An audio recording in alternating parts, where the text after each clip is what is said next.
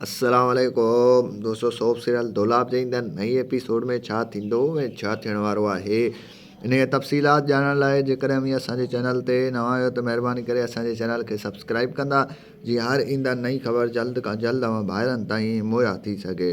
दोस्तों हाणे हलूं था ड्रामे जी तफ़सीलात जी तरफ़।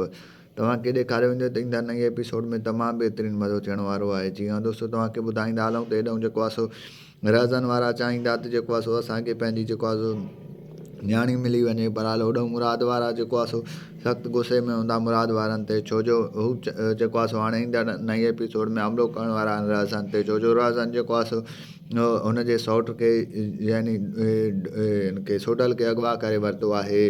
ऐं तव्हांखे ॿुधाईंदा हलूं त ईंदड़ नई एपिसोड में रज़न जेको आहे सो ॻाल्हियूं करणु चाहींदो सोडल सां, पर हाल हुनजो जेको सौट हूंदो उहो खड़ दिमाग़ आहे, उहो हुनजी ॻाल्हियुनि खे न सम्झी सघंदो। तंहिंजे करे सोडल हुनखे चवंदो त मां तोसां ॻाल्हियूं करणु चाहियां थो, पर तूं जेको आहे सो पंहिंजे सौट खे जेको आहे सो यानी ककर खे न वठी अचिजांइ, छो जो उहो खड़ दिमाग़ो आहे ऐं उहो ॻाल्हियुनि खे सम्झे घटि थो ऐं काविड़जी वञे थो।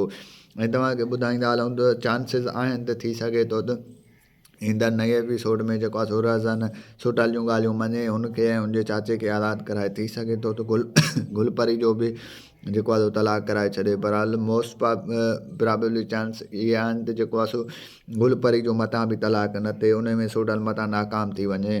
ऐं तव्हांखे ॿुधाईंदा हलूं इहा ख़बर जॾहिं मंसूर ख़ान खे पवंदी त हू जेको आहे सो मुराद वारनि जो उहो बि दुश्मन थी पवंदो, छो जो हिननि उन्हनि सां गद्दारी कई आहे।